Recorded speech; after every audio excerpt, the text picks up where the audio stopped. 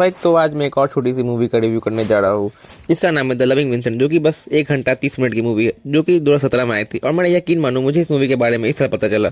तो भाई ये मूवी है विंसेंट वैन गॉग के ऊपर। तो मैं थोड़ा सा विंसेंट वैन गॉग के बारे में आपको बता देता हूँ, जिससे आपको मूवी की क्लियर अंडरस्टैंडिंग हो और आपको समझने में आसानी हो। तो भाई विंसेंट वैन गॉग एक डच पेंटर थे जो कि नीदरलैंड में पैदा हुए थे, जो कि 1850 से 1819 के पेंटर थे। इसने अपनी ज़िंदगी में तो लगभग 2100 पेंटिंग बनाई, पर सिर्फ एक ही पेंटिंग बिक पाई उनकी ज़िंदगी में। लेकिन वो कहते हैं ना, इंसान की पहचान सबको तब होती है जब वो चला जाता है।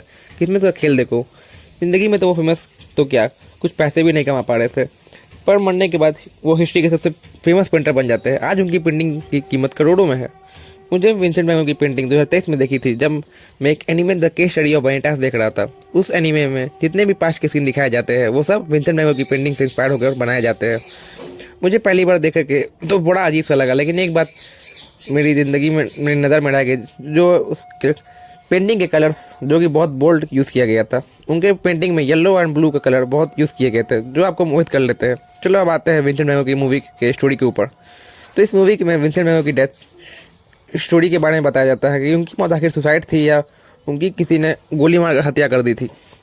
तो भाई शुरुआत में तो हमें पोस्टमैन दिखाया जाता है, जिसका नाम हमें स्टोरी में तो नहीं बताया जाता है, पर पोस्टमैन के अपने बेटे आर्मंड को बताता है कि वो विंसेंट की डेथ के बारे में जानना चाहता है क्योंकि पोस्टमैन कहीं ना कहीं विंसेंट से करीब था। पहले तो आर्मंड ने मना कर दिया पर बाद में उसने हाँ कर दिया। फिर वो चल पड़ता है डॉक्टर गैचेट से मिलने के लिए, जिनका एक असाइलम था और विंसेंट वैन गॉग उनके पेशेंट थे, क्योंकि विंसेंट डिप्रेशन से गुजर रहे थे। दुनिया उन्हें हाइपर और पागल इंसान मानती थी, जिनका दिमाग सही जगह पर नहीं था। लेकिन आखिरी के कुछ महीनों से वो ठीक हो रहे थे।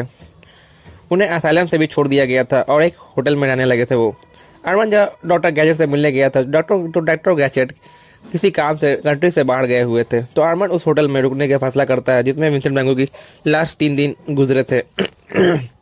आर्मन उस होटल की मालकिन से बात करता है और उसे बात करके पता चलता है कि विंसेंट के लिए बहुत लविंग स्वीट नेचर के थे विंसेंट, और उनका रहम सहम सब उनके भाई थियो देख रहे थे। खुद तो विंसेंट जो कोई जॉब करते नहीं थे, लेकिन विंसेंट की मौत के बाद थियो ने भी अपनी आप को गोली मारकर हत्या कर ली अपनी।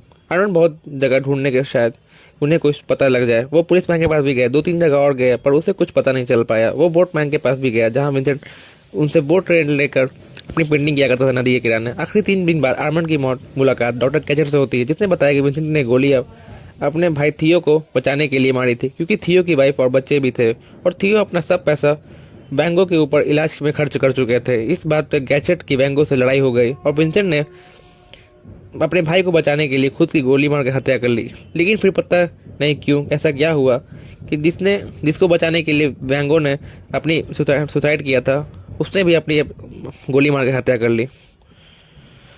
और इसी के साथ आर्मंड की एडवेंचर और loving story the Vincent van Gogh की स्टोरी खत्म हो जाती है।